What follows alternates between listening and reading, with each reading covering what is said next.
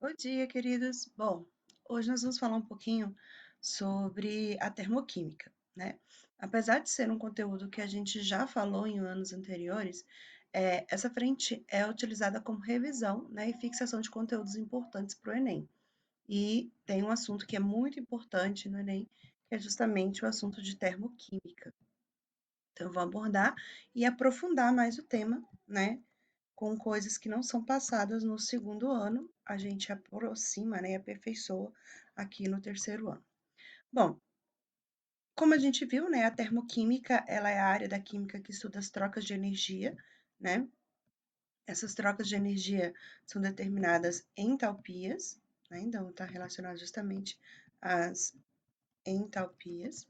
E existe a primeira lei da termodinâmica, também chamada de lei zero, né, que fala sobre as trocas de calores entre os corpos. Né? Então, vamos por aqui. Primeira lei da termodinâmica ou lei zero. Essa lei determina que dois corpos que estejam em contato, ou seja, que estejam dentro do mesmo sistema e que tenham temperaturas diferentes, irão trocar calor entre si para que essas temperaturas entrem em equilíbrio. É a questão do frio, né? Não existe frio na química, existe troca de calor. Então, por exemplo, se você está sentindo frio, o que está acontecendo é que o seu corpo está perdendo calor por meio, porque o meio, o ambiente, está com a temperatura menor do que a sua, né? Isso é muito visível quando você sai ali da piscina, né? Você sai da piscina, às vezes dentro da água da piscina tá legal e tudo, mas mesmo estando, sei lá, 40 graus, quando você sai da piscina, você sente frio. Por quê?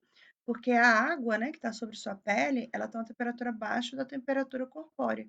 Então, ela vai puxar calor do seu corpo e vai fazer com que o seu corpo esfrie até que o ambiente ali entre em equilíbrio. Então, eu trouxe essa imagenzinha aqui para vocês entenderem isso. A temperatura, então, ela sempre flui, né? O calor, ela sempre flui do corpo mais quente para o corpo mais frio, até que ambos entrem em equilíbrio, né? Então, o mais quente vai ter a sua temperatura diminuindo, enquanto que o mais frio vai ter a sua temperatura aumentada, até que ambos entrem em equilíbrio. Então, essa é a ideia que se traz, né? A primeira lei da termodinâmica. E aí essas trocas, né, de energia, elas podem ocorrer de duas formas, ou seja, dois sistemas diferentes que a gente pode classificar, né? Os sistemas endotérmico e os sistemas exotérmicos. Os sistemas endotérmicos são aqueles que ocorrem com absorção de calor, no caso de energia, né? Eu vou colocar aqui calor, porque a gente está falando de termoquímica, né? E aqui a energia é tratada como calor. E os exotérmicos é aquele que ocorre com liberação de calor para o meio, tá? E isso impacta diretamente na observação dos seus delta-Gas, que são as variações de entalpia. Se a gente olhar, então, a variação de entalpia de um processo endotérmico, como ele está absorvendo energia, o ΔH dele sempre vai dar maior do que zero, ou seja, positivo, né? Então, o ΔH aqui sempre vai dar maior do que zero processos endotérmicos. Enquanto que nos processos exotérmicos, o ΔH do sistema sempre tem que dar negativo, porque ele está perdendo calor. Então, quando você realizar os cálculos de entalpia e você observar que o seu sistema deu negativo, né, você automaticamente já vai concluir que aquela reação ela liberou energia para o meio. Então, nos processos endotérmicos, a gente espera valores que sejam positivos e nos processos exotérmicos, a gente espera valores que sejam negativos. Isso aqui é interessante porque às vezes você pega um problema e você sabe que aquela reação ela é uma reação exotérmica. Por exemplo, combustão, né? Hum, deixa eu ver o que mais. Queima, né? Geralmente esses processos oxidativos, eles são exotérmicos. E você faz o cálculo, e seu ΔH dá maior do que zero, então já te dá ali uma dica que você errou o cálculo, né? Que esse cálculo ele deveria estar dando uma outra coisa. Então, endotérmico absorve e exotérmico libera. E o que é esse ΔH que eu estou falando, né? Esse ΔH é o que a gente chama de variação de entalpia, que nada mais é que a entalpia dos produtos, ou seja, a energia dos produtos menos a energia dos reagentes, né? Então, a gente fala que HPH dos produtos, sempre final menos inicial, né? Então, no caso da reação química, o final é os produtos e o inicial são os reagentes. Então, nós temos aqui essa formulazinha bem simplesinha que a gente trabalha para determinar as entalpias desses sistemas. E automaticamente eles vão estar dando gráficos diferentes. Deixa eu só colocar a legenda aqui, né? Onde a gente tem o ΔH, que é a variação de entalpia. Que é justamente essa variação de energia, né, ou de calor que ocorre em uma reação. Questão dos gráficos. Eu vou pegar uma imagem aqui dos gráficos endotérmicos e isotérmicos para a gente observar. Mas a gente já pode deduzir que o gráfico endotérmico, ele vai começar com um reagente pouco energético, vai terminar com um produto muito energético, porque ele vai ganhar energia, né, vai ganhar calor, enquanto que o exotérmico começa com um reagente muito energético e termina com um produto pouco energético. Então, colocando os gráficos aqui, a gente pode observar o quê? Que o gráfico endotérmico, como eu falei, né, nós temos um produto pequeno, um reagente pequeno e um produto grande, ó, bem mais energético, né? Enquanto que no exotérmico a gente observa o contrário, né? A gente tem aqui um reagente grande e um produto pequeno devido à perda ou ganho de energia. Bom, essas entalpias, gente, elas foram determinadas experimentalmente, né? Então, é feito o experimento, tabelado, isso é tabelado, isso está na internet, está nos livros e está nas questões na hora de resolver. Agora, tem alguns detalhes que a gente tem que tomar cuidado. Por exemplo, a entalpia de substância simples sempre será zero, desde que ela esteja no seu estado alotrópico mais estável. O que é o estado alotrópico mais estável? Por exemplo, carbono, diamante e carbono grafite. Se a gente for olhar a fórmula molecular deles, é carbono e é uma substância simples. A diferença é que o carbono grafite é muito mais estável e muito mais comum no dia a dia do que o carbono diamante, né? O carbono grafite provavelmente vocês têm aí na mão de vocês, na lapiseira, no lápis. Agora, o diamante eu acho que nem todo mundo tem, né? Então, o que eu posso dizer é o quê? Que no caso, o carbono grafite, a entalpia vai ser zero, e o carbono diamante vai ser um valor diferente de zero. Então, eu trouxe aqui uma tabelinha de alguns compostos, né, que tem essa questão dos estados alotrópicos nos seus estados simples, para a gente dar uma olhadinha. Então, aqui, né, o carbono diamante, carbono grafite. Por outro exemplo, gás carbônico e gás ozônio. É lógico que o gás oxigênio é um gás muito mais, né, presente na nossa atmosfera do que o gás ozônio. Então, a gente tem o quê? Que o gás oxigênio, O2, vai ter uma entalpia igual a zero, vai ser considerado seu estado alotrópico mais estável, enquanto que o gás ozônio, então, vai ter uma entalpia diferente, e aí essa entalpia ela vem tabelada, né? A mesma coisa vem a questão do enxofre, é mais difícil, né? Porque o enxofre a gente quase não trabalha, mas esse chamado enxofre rômbico, ele é considerado mais estável, enquanto que esse monocíclico é considerado não tão estável assim. Mas nesse caso, o exercício sempre dá o dado, tá? E nós temos aqui também a questão do fósforo, né? Vermelho, que é aquele que a gente usa para acender o fósforo tranquilo ali, todo mundo tem contato, tem em casa. E o fósforo branco, que é bem mais raro, né? Bem mais difícil. Então, um sendo mais estável que o outro. É só para ficar atento, porque às vezes o exercício ele traz na sua fórmula uma substância simples, e aí ele não vai trazer na tabela o dado dessa substância simples. E aí muita gente fica quebrando a cabeça ali tentando encontrar o dado, sendo que é zero, né? Então fique ligado com isso aí. Então, a gente tem aqui, né, que toda substância simples no seu estado padrão tem entalpia igual a zero. O que são substâncias simples? Aquelas substâncias que não têm um outro elemento junto, né? Então, esses aqui são todos exemplos de substâncias simples. É claro, a gente tomando cuidado com a questão, né, dessa alotropia que de vez em quando aparece. Bom, por que eu estou falando isso? Porque eu vou começar a explicar para vocês agora a entalpia de combustão, né? Que é a primeira entalpia que a gente estuda, eu gosto de ensinar nessa ordem. Então, entalpia de combustão. Na entalpia de combustão, o que que a gente vai ver? Ela sempre será o quê? Exotérmica, né? Então, quer dizer que os cálculos da entalpia de combustão, eles sempre deverão dar o quê? Negativos. Esse é o primeiro ponto que a gente tem que ficar ligado.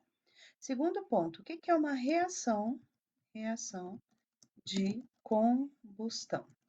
Bom, a reação de combustão é quando você tem o comburente, que é quem vai pegar fogo, ele vai reagir com desculpa, o combustível, que é quem vai pegar fogo, reagindo com o comburente, que no caso aqui do nosso planeta é o gás oxigênio, né? E isso vai produzir gás carbônico mais água, desde que, né, o combustível tenha presença de carbono, que é tipo 99% dos combustíveis, né? Então, o combustível aqui é o que vai pegar fogo, álcool, gasolina, papel, sei lá, folha, enfim, né? Pode ser X coisas.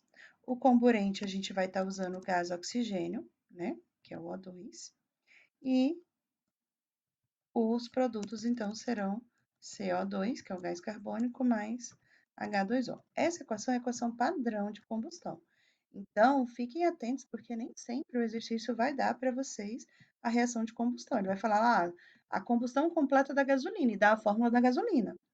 Então, cabe a você escrever a equação de combustão, né, que ela seguiria esse padrão, trocando ali, no caso, o X pela gasolina, né, que seria o nosso combustível, e fazer o balanceamento. Uma outra coisa importante nas reações é que tem que estar balanceado, tá? As equações termoquímicas, elas têm que estar balanceadas antes de fazer o cálculo, porque a relação da entalpia é por mol, né? Então vai depender do balanceamento da equação.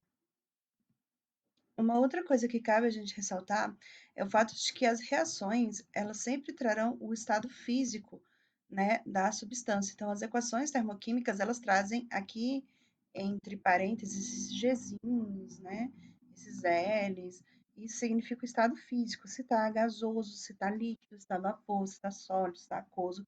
Isso é importante para quando a gente for consultar a tabela, né? Muitas vezes a água líquida tem um valor de entalpia, enquanto a água sólida vai ter outro, a água na forma de vapor vai ter outro. Então é importante você também estar ligado com a questão dos estados físicos das matérias. Eu trouxe aqui um exemplo, né, onde a gente tem uma equação. Como é que eu sei que essa equação de combustão? Olha o sistema aqui, ó. Se a gente for observar, eu tenho o quê? Eu tenho gás oxigênio, formando gás carbônico e água. É a estrutura de uma equação de combustão. Então, automaticamente, o meu combustível aqui é o CH4, que é o gás metano, que por enquanto vocês não estão sabendo, mas vão saber muito em breve. E ele, no caso, já deu aqui o ΔH calculado dessa equação, né? Porque é um exemplo, e a gente observa o sinal negativo, como esperado, né? Uma reação exotérmica, por se tratar de uma reação de combustão.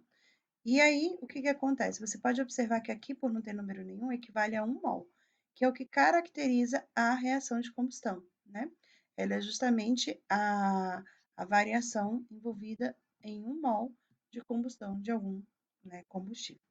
E como eu falei, esses valores aqui, eles vêm tabelados, né? Então, eu poderia perguntar, por exemplo, qual seria a entalpia padrão da água?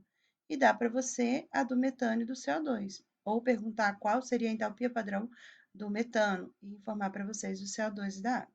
Então, vamos fazer esse exemplo. Vou pegar os dados para a gente poder encontrar, tá? Só para vocês verem como é aplicado esse conteúdo. Bom, então eu peguei essa tabelinha na internet, né, só para a gente usar como padrão. A gente vai observar aqui que o dado que ele já deu, né, que é o cálculo do ΔH, está em quilojoules por mol. Então, a gente também vai estar olhando os valores na tabela do quilojoules por mol, né? O que que nós temos nessa equação? Bom, nós temos o valor de CH4 e CH4 gasoso, tá vendo? Tá batendo. E nós temos o valor do CO2 gasoso, né? CO2 gasoso. E aí não tem na tabela nem a água, né? Água líquida não aparece. E do O2. O O2 a gente não vai precisar se preocupar. Por quê? Porque ele é a substância simples mais estável, né? Que é o gás oxigênio. Então a gente sabe que ele vale zero, né? Então a gente já pode vir aqui, ó, e cortar ele, lembrando que ele vale zero. E aí, com os dados que nós temos aqui, é possível a gente achar a entalpia padrão, então, do H2O líquido. E aí, o que a gente vai lembrar? Bom, a fórmula que eu falei para vocês fala que a variação de entalpia, que é o ΔH, né? Deixa eu pegar aqui o delta, que é o ΔH, ele vale a entalpia do produto menos a entalpia do reagente. Aí você pode perguntar, professora, mas eu tenho mais de um produto e mais de um reagente. Então, nesses casos, você vai fazer o que a gente chama de somatória, né? Então, a soma das entalpias do produto menos a soma das entalpias do reagente. E aí aparece aquele símbolozinho da somatória que eu vou pôr aqui manualmente para andar mais rápido. Então, nós teríamos aqui aquele símbolo aqui da somatória, tá? Não assustem, é só para indicar que é você somar, né, a entalpia de um do outro. Então, vamos substituir os valores. O ΔH ele deu para a gente, esse ΔH vale menos 889,5. Gente, muito cuidado com os sinais, tá? Respeitem os sinais. Igual a entalpia do produto. O produto ali vai ser o CO2, né? Então, a entalpia do CO2 em quilojoules por mol, ela vale menos 393,3, mais a entalpia da água que eu não sei, então eu vou colocar ela como X, tá? A gente não sabe a entalpia da água que eu quero. Eu sei que isso tem que dar menos a somatória da entalpia dos reagentes. Então, vamos lá. No reagente eu tenho CH4, que aqui ele está sendo demonstrado como menos 74,8, mais 2 vezes a entalpia da água, do gás oxigênio, que vale zero. Observe que eu coloquei 2 vezes, por isso que eu falei que a equação elas tem que estar balanceada, né? Porque multiplica-se pelos coeficientes estequiométricos, né? No caso aqui, no CH4 era 1, então eu não precisei multiplicar o 74,8. O CO2 também era 1, não precisei. E a água também aqui está como 1, então você não precisa multiplicar.